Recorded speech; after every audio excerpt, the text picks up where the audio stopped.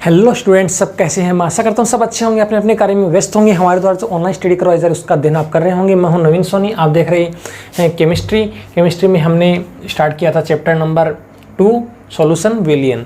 हम अभी जो 12th क्लास है, 12th क्लास उसके अंतर्गत चैप्टर नंबर 2 जो है वो देख रहे हैं विलियन, जिसके अंदर लास्ट तक हमने जो टॉपिक देखे हैं। उसके बाद में आज का जो अपना टॉपिक रहेगा वो रहेगा द्रव्यीय विलियनों का वाष्प दाब। इंपॉर्टेंट टॉपिक है और इंटरेस्टिंग टॉपिक भी है। तो द्रव्यीय विलीनों का वाष्प दाब हो गया vapour pressure of liquid solution.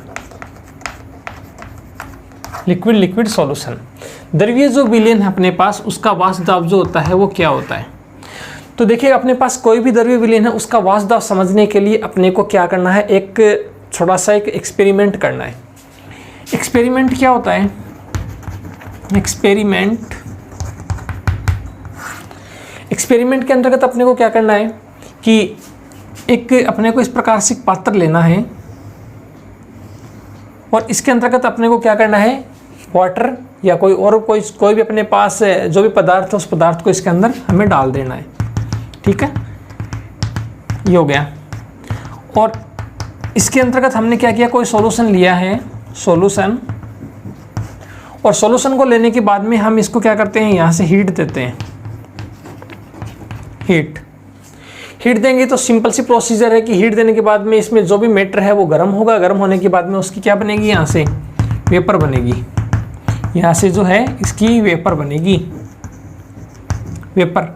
तो ये प्रक्रिया जो होती है वो वाष्पीकरण कहलाती है। सिंपल प्रोसीजर वेपोराइजेशन कहलाती है। यानी अपन किसी सॉल्यूशन को हीट देते हैं तो हीट देने के बाद वो पहले हीटेड होता है, गर्म होता है। गर्म होने के बाद में उसकी वेपर बनती है और वो ऊपर की तरफ उड़ने लग जाती है।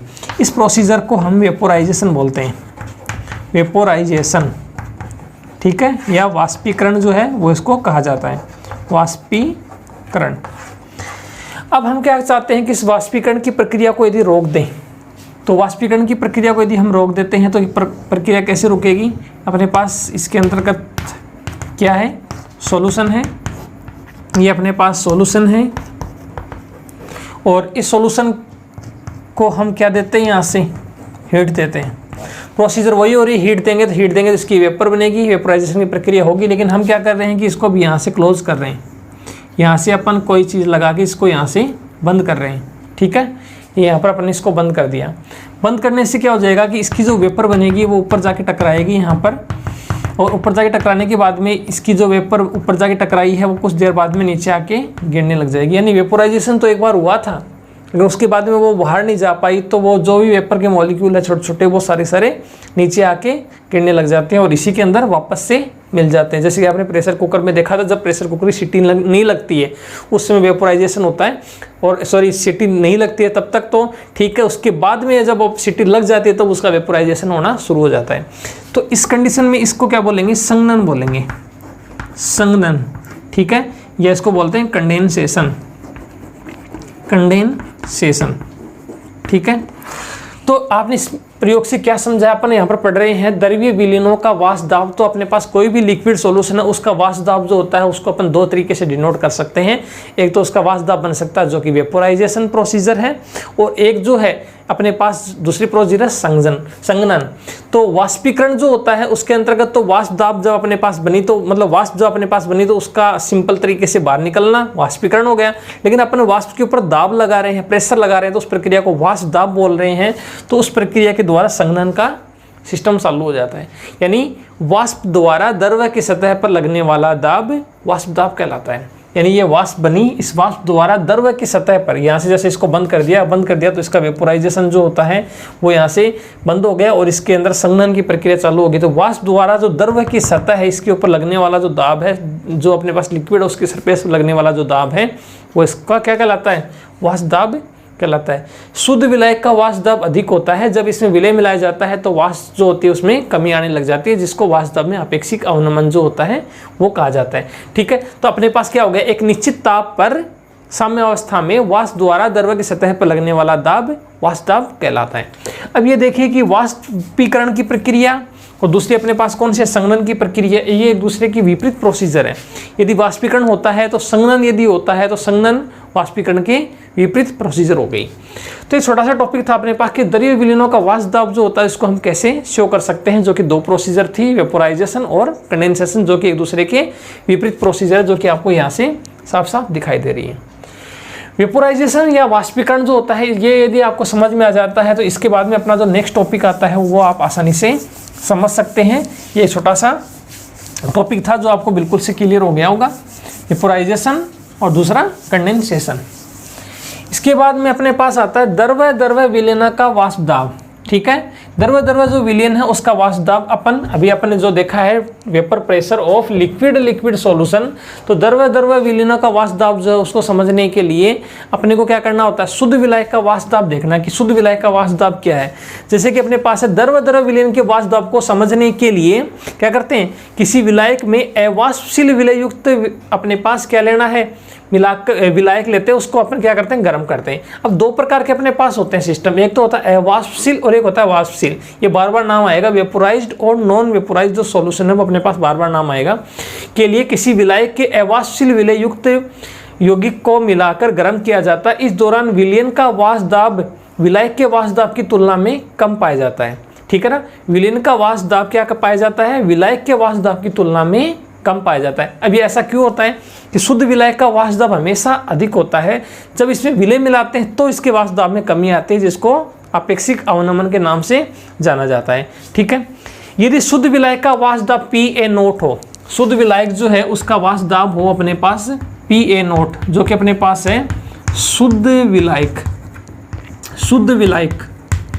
शुद्ध विलायक जो है उसका वाष्प दाब अपने पास PA0 है। ठीक है, पहली प्रोसीजर। दूसरी प्रोसीजर है तथा विलयन का वाष्प दाब P है। P जो होता है वो यहाँ पर है विलयन का वाष्प दाब। अब आपने इन दोनों चीज़ों से क्या सीखा, शुद्ध विलायक का वाष्प दाब तो इतना है और विलयन का वाष्प दाब इतना है। अभी मैंने आपको बताया था कि शुद्ध विलायक का वाष्प दाब अधिक होता है, जब उसमें विलय मिलाया जाता है तो वाष्प में कमी आती है, जिसको अवनमन कहते हैं।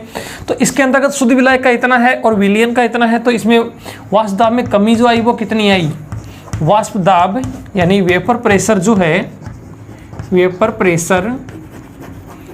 प्रेशर जो है में कमी जो आई वो कितनी आई, में कमी कितनी आई, यहाँ पर आई अपने पास PA0 तो है अधिक, फिर इसमें कमी P जो है इससे इसको घटा देंगे तो ये अपने पास आ गई कमी। तो वाष्प दाब में जो अपेक्षित कमी आई है वो अपने पास है PA0 माइनस P, जिसको अपन क्या कहते हैं, वाष्प दाब में PA0 माइनस P की हो जाती है। इसे वाष्प दाब में अवनमन या कमी कहा जाता है। तो वाष्प दाब में कमी का मतलब या अवनमन का मतलब क्या हो गया, शुद्ध विलायक का वाष्प दाब अधिक होता है, जब इसमें विलय मिलाया जाता है तो उसकी वाष्प जो होती है वो कम बनने लग जाती है। ठीक है, तो वो कम टेम्परेचर पर क्या होती है, वाष्पीकृत होने लग जाती है। इस प्रक्रिया को वेपोराइजेशन प्रक्रिया बोलते हैं। और प्रक्रिया क्या होगी, वाष्प दाब में अपेक्षित वाष्प दाब में अवनमन या कमी होगी। अब अपने पास एक प्रोसीजर और है, जबकि अपने पास वाष्प दाब में अपेक्षित अवनमन आता है। यदि वाष्प दाब में अपेक्षित अवनमन हो जाता है तो वो क्या हो जाता है, इसको बोलते हैं अपन PA0 minus PA upon PA0। ये जो होता है ये होता है अपने पास वाष्प दाब में अपेक्षिक अवनमन या कमी। तो वाष्प दाब में अपेक्षित अवनमन या कमी जो होती है वो हो जाती है शुद्ध विलायक के वाष्प दाब के अधिक होने के कारण। जब अपने पास इसमें कमी आएगी तो वो आएगी PA0 माइनस P, और वाष्प दाब में कमी जो होती है उसको शो किया जाता है PA0 माइनस P से, और वाष्प दाब में अपेक्षित अवनमन जो होता है उसको शो किया जाता है PA0 minus PA upon PA0। ये छोटा सा फॉर्मूला है जो आगे भी अपन यूज में लेंगे, वाष्प दाब में अपेक्षित अवनमन का फॉर्मूला। ठीक है, तो ये अपने पास एक छोटा सा टॉपिक था जिसको अपन राउल्ट के नियम के अंतर्गत भी रख के और आगे यूज में ले सकते हैं। तो अपने पास ये वेपर प्रेशर जो होता है इसके अंतर्गत एक छोटा सा टॉपिक और आता है जिसको बोलते हैं राउल्ट का नियम, राउले का नियम। वेरी इंपॉर्टेंट टॉपिक है। ठीक है, एग्जाम के लिए भी वेरी इंपॉर्टेंट है। बहुत बार यहाँ से क्वेश्चन जो होते हैं वो यहाँ से अराइज हो चुके हैं। अपने पास अगला जो टॉपिक आता है वो आता है यहाँ पर राउले का नियम। राउले का नियम, ठीक है, राउल्ट्स लॉ, राउल्ट्स लॉ, ठीक है, राउल्ट का नियम, वेरी इंपॉर्टेंट, वेरी इंपॉर्टेंट। अब देखिए राउल्ट्स का नियम जो है, इससे पहले अपने कल तक देखा था हेनरी का नियम। अब हेनरी के नियम में क्या था, हेनरी के नियम में मैंने आपको बताया था m is proportional to p बताया था। अब यहाँ पर क्या होता है, p is proportional to x होता है। हेनरी के नियम के बाद का जो नियम बना है वो अपने पास आया है राउल्ट का नियम, यानी इसके अंतर्गत क्या है, p इज प्रोपोर्शनल टू अपने पास है x, और कल तक अपने पास जो आया था वो आया था x इज प्रोपोर्शनल टू, अपने पास अलग आया था, ठीक है। m is proportional to p आया था और p is proportional to x, m is proportional to p और p is proportional to x, ठीक है। तो ये इस प्रकार से अपने को याद रखना है दोनों को साथ साथ। कैसे, m is proportional to p और p is proportional to x, यदि ये हो जाता है, ठीक है, तब तो इसको क्या बोलते हैं, हेनरी, और ये जब हो जाता है तो इसको बोलते हैं राउल्ट। ये थोड़ा ध्यान रख लेना, दोनों साथ साथ एक दूसरे के याद हो जाएंगे, ठीक है। इस प्रकार से आप इसको याद कर सकते हो, मम्मी पापा से याद कर सकते हो, ठीक है, और p और x आपको ऐसे भी बना के याद कर सकते हो, ये याद हो जाएंगे, इसकी डेफिनेशन आप आसानी से बना पाएंगे। तो इसके लिए क्या होता है, राउले के नियम के अनुसार क्या होता है, राउल्ट जो है उन्होंने क्या बताया, वाष्पशील तथा अवाष्पशील विलय युक्त विलयन के लिए अपने नियम प्रस्तुत किए थे, जिसके अनुसार क्या होता है, राउले के नियमानुसार विलयन का वाष्प दाब उसके मोल भिन्न के समानुपाती होता है, जो कि P is proportional to x। P यहाँ पर प्रेशर है, P प्रेशर कौन सा है, यहाँ पर वाष्प दाब अपने पास है वो ले रहे हैं, तो वाष्प दाब जो होता है वो मोल भिन्न जो होता है उसके समानुपाती होता है, जहाँ पर क्या होगा, P इज इक्वल टू हो गया यहाँ पर pressure, P is equal to pressure, और x इज इक्वल टू यहाँ पर होगी मोल भिन्न या mole fraction. P is equal to यहाँ पर आ जाता है pressure, x is equal to आता है यहाँ पर मोल फ्रैक्शन, ठीक है, मोल भिन्न, ये दो चीज़ अपने पास।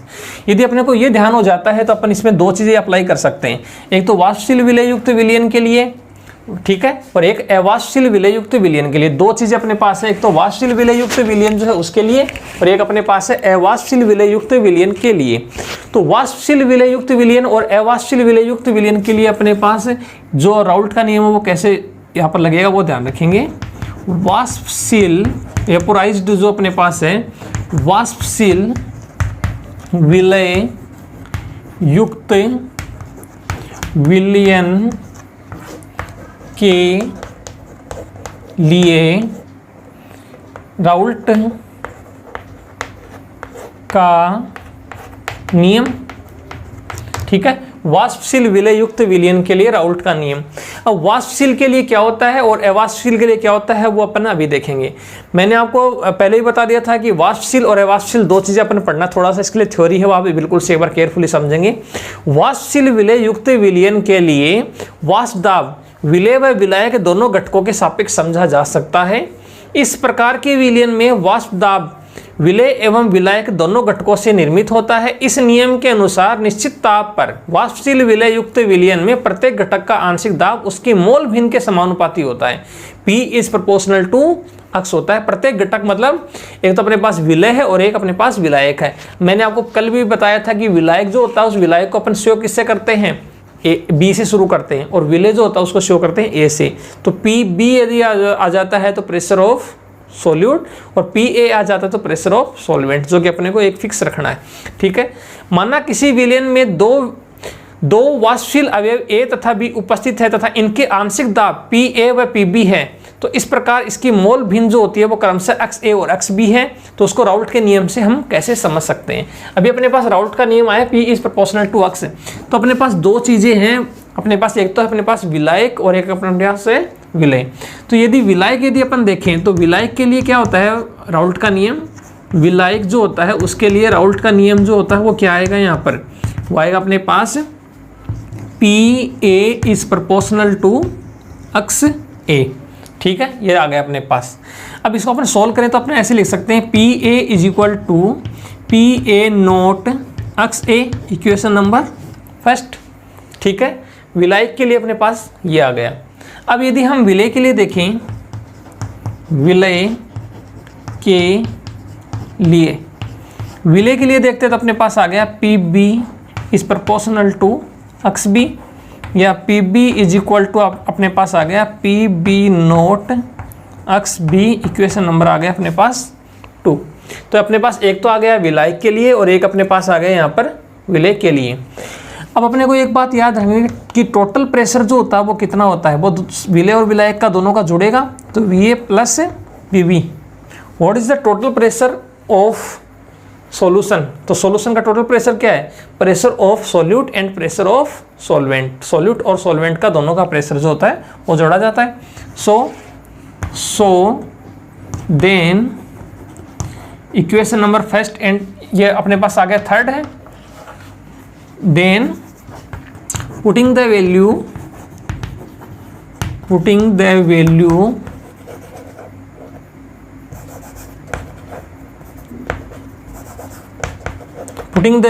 of equation number first and second in third। ठीक है, अपने पास इक्वेशन नंबर फर्स्ट और सेकंड की जो वैल्यू है वो अपने को थर्ड में रखनी है। तो यहाँ पर अपने पास क्या हो जाता है, अपने पास आता है total pressure P is equal to अपने पास क्या आ जाता है PA, ये जो वैल्यू है ना ये PA की, यानी टोटल प्रेशर अपने पास ये है, तो PA का कितना है अपने पास PA नोट XA प्लस इसका कितना है PB नोट XB। ठीक है, ये आ जाता है। या अपन इसमें से एक चीज़ और देख सकते हैं कि P बराबर ये आया, तो अपने पास एक चीज़ को और ध्यान रखना कि मोल फ्रैक्शन जो होता है वो क्या होता है, मोल फ्रैक्शन जो होता है, मोल फ्रैक्शन वो अपने पास क्या होता है XA plus XB is equal to अपने पास आ गया 1। XA और XB बराबर आ गया अपने पास 1, या अपने पास XA बराबर कितना आ जाता है, XA बराबर कितना आ गया 1 माइनस XB इधर चला जाएगा, तो ये अपने पास आ गया 1 माइनस XB। ठीक है, इक्वेशन नंबर अपने पास आ गया यहाँ पर 4। ठीक है, तो अपने पास ये जो 4 आ गया, इस 4 की वैल्यू अपन इसमें रख सकते हैं, इसको 4 मान सकते हैं, और ये अपने मान लिया यहाँ पर 5। तो इक्वेशन नंबर जो 5 है, ठीक है, इसका मान अपन 4 में रख सकते हैं। ठीक है, तो putting the value of 5 in equation number 4, then क्या आ जाएगा अपने पास, then P is equal to क्या आ जाएगा, ये अपने पास जो देखो XA की वैल्यू रखनी है, तो PA नोट तो ऐसा कैसा आ गया अपने पास, PA नोट XA की वैल्यू है 1 minus XB plus PB nought XB। इसको अपन ऐसे लिख सकते हैं, इसकी वैल्यू इसमें रखने के बाद, या P is equal to PA naught, इसको इससे इसको गुणा करेंगे तो अपने पास ये आया, मल्टीप्लाई करेंगे इसको इससे मल्टीप्लाई करेंगे तो अपने पास आ जाएगा PA note XB plus PB nought XB, ये आ जाएगा इस प्रकार से। अब अपने पास ये आ जाता है, तो इसमें जो भी कॉमन आता है उसको कॉमन ले लेते हैं यहाँ से। जैसे अपने इसको आपस में इसकी कैलकुलेशन करिए, तो इसके बाद में PA नोट तो ऐसा कैसा आ गया माइनस, अब इनमें दोनों में से देखा जाए तो कॉमन जो होता है वो क्या है, XB दोनों में कॉमन है, XB कॉमन है दोनों में, तो XB। ठीक है, अब इसका माइनस इसके माइनस से रिएक्शन करेगा तो माइनस माइनस प्लस हो गया यहाँ से। ठीक है, तो यहाँ पर आ जाएगा अपने पास PA नोट माइनस इसका माइनस इसके प्लस से करेगा तो माइनस PB नोट, तो यहाँ पर आ जाएगा P is equal to PA note minus XB। ठीक है, दोनों में कॉमन आया तो PA नोट, इसका माइनस इसके प्लस से करेगा तो माइनस, तो अपने पास ये जो वैल्यू आती है वो यहाँ पर आ जाती है, जो कि अपने पास किसकी है, वाष्पशील विलय युक्त, किसके लिए, विलयन के लिए राउल्ट का नियम। इसका आप स्क्रीनशॉट ले लीजिए ताकि आप इसको आसानी से धीरे धीरे सोल्व कर सको। अब इसको अपन क्या करेंगे, एक ग्राफ के द्वारा और शो करेंगे। वो ग्राफ अपने पास क्या है उसका विशेष ध्यान रखेंगे, उस ग्राफ के द्वारा भी हम इसको शो कर सकते हैं। इसका स्क्रीनशॉट आपने ले लिया होगा। इसके बाद में मैं एक साइड में इसका ग्राफ बना देता हूँ जो कि आपको समझ में आ जाएगा। इसको हम एक ग्राफ के द्वारा शो कर सकते हैं। तो अपने पास ग्राफ जो है वो क्या है, ग्राफ, तो ग्राफ के अंतर्गत क्या आएगा, इसको आप ऐसे याद रखेंगे, ये ग्राफ बहुत बार आएगा, तो इस प्रकार से आप इसको रख सकते हो। ये आ गया। अब आपको इसमें याद करने के लिए ऐसे करना है, एक तो इस साइड से एक लाइन खींचनी है और एक लाइन इससे थोड़ा सा नीचे की साइड में। एग्ज़ाम में आपको याद करने के लिए आसानी होगी, ऐसे करके थोड़ा सा बिल्कुल लाइन से एकदम सही करके। ठीक है, इसको लाइन को बिल्कुल से करेक्ट मिलाना है, यहाँ से और यहाँ तक ले आना है, इस प्रकार से। ये हो गया। फिर आप इस लाइन को इस लाइन से मिला दोगे, यहाँ से, और इस ये जो लाइन है मिली हुई है इससे, ऐसा हो गया। अब आपको यहाँ पर क्या करना है, पी ए नोट करना है, और यहाँ पर आपको करना है P B naught, P A naught और पी बी नोट। ये आया था ना भी, पी ए नोट और पी बी नोट। अब यहाँ पर आपको क्या करना है, अक्स ए और यहाँ पर मोल फ्रैक्शन अक्स बी, ठीक है। यहाँ पर भी आपको लिखना है अक्स ए और अक्स बी, इस प्रकार से। अक्स ए इज इक्वल टू यहाँ 1 करना है तो यहाँ 0 करना है, क्योंकि आपको पता है कि वैल्यू तो टोटल मिला के एक ही होती है, तो एक का 1 मान आ गया तो एक का 0 आएगा। यदि एक्स ए इसका मान 0 आता है तो इसका मान 1 आता है। शुद्ध विलायक के लिए अपन यहाँ पर देख रहे हैं ए आया, तो इसके लिए एक्स ए जो होता है मोल फ्रैक्शन वो 1 आ गया। यहाँ पर यदि अपने पास बी देखते हैं अपने पास, ठीक है, इस साइड में, तो सॉल्यूट के लिए देख रहे हैं, तो यहाँ पर क्या हो गया, अक्स ए बराबर 0 है, तो यहाँ पर टोटल किसका आ गया, तो अपने पास ये वाला है अक्स बी इज इक्वल टू 1 आ गया। तो यहाँ पर टोटल क्या हो गया, यहाँ से लेके यहाँ तक टोटल प्रेशर ऑफ देखा जाए किसके लिए, वाष्पशील विलय के लिए, तो कितना आया, P is equal to total अपने पास है P A plus P B, ये तो टोटल अपने पास प्रेशर है। लेकिन आप कंडीशंस देख रहे हैं किसकी, यहाँ से लेके यहाँ तक की पी बी की, तो यहाँ पर अपने पास कंडीशंस कितनी आई, P B is equal to, अभी आया था अपने पास इक्वेशन, यहाँ से ही अपने रखा था, उधर की साइड में मैंने मिटा दिया। P B is equal to कितना आया था, P B note X B, P B is equal to अपने पास आया था यहाँ पर पी बी नोट अक्स बी, ये आया था। जबकि यहाँ पर P A is equal to कितना आया था, पी ए नोट अक्स ए। तो ये इसका छोटा सा ग्राफ है जिसको आपको याद करना है कि अपने पास ये जो होता है इसको टॉप पर रखना है क्योंकि शुद्ध है ही, और ये जो होता है ये अपने पास शुद्ध है, लेकिन इसके सापेक्ष क्या होता है, इसका जो प्रेशर ऑफ वॉल्यूम है वो डाउन हो जाता है क्योंकि अपन ने क्या किया, इसको मिलाया है, ठीक है। तो प्रेशर ऑफ जो वॉल्यूम है वो इसका इतना है और इसका इतना है। टोटल प्रेशर जो है होता है वो P is equal to P A plus P B होता है। यहाँ पर मोल फ्रैक्शन जो है मोल भिन्न इज इक्वल टू 1 होता है, तो यहाँ 0 है, यहाँ 0 है तो यहाँ पर 1 है। फिर इसको यहाँ से लेके यहाँ तक करते हैं तो अपने पास P B is equal to P B note x भी आ जाता है, और इस शुद्ध के लिए करते हैं तो P A is equal to P A note x आ जाता है। टोटल के लिए करते हैं तो P is equal to P A plus P B आ जाता है, जिसके लिए अपन क्या है, वाष्प दाब, वाष्पशील विलयुक्त विलयन का जो वाष्प दाब है वो हम आसानी से कैलकुलेट कर सकते हैं। इसी प्रकार हम क्या कर सकते हैं, अवाष्पशील विलयुक्त जो विलयन है उसके लिए भी हम जो वाष्प दाब है उसकी अपन कैलकुलेशन कर सकते हैं। लेकिन अवाष्पशील के लिए थोड़ा सा अपने को ध्यान रखना है, ये आपको समझ में आ गया हो। अगर आप इसका आप स्क्रीनशॉट ले लीजिए इसको आप, और इसको बनाने की कोशिश कीजिए, याद करने की कोशिश कीजिए। इसी प्रकार वाष्पशील जब अपना कंप्लीट हो जाता है, मैं इसका कोई ग्राफ स्पेशल नहीं बन पाएगा, आगे अपन ग्राफ बाद में देखेंगे उसका। यहाँ से अपने पास है वाष्पशील विलयुक्त विलयन के लिए राउल्ट का नियम अपने लागू किया, उसके बाद में अपना है अवाष्पशील विलयुक्त।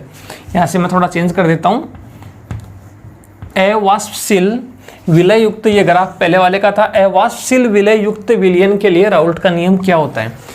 यदि अवाष्पशील विलयुक्त विलयन है उसके लिए राउल्ट का नियम देखते हैं तो देखिए कि यहाँ पर वे अपने जो अपने पास सॉल्यूट ले रहे हैं या जो भी ले रहे हैं अपने पास, उसमें वेपोराइजेशन का जो सिस्टम है वो नहीं होना चाहिए।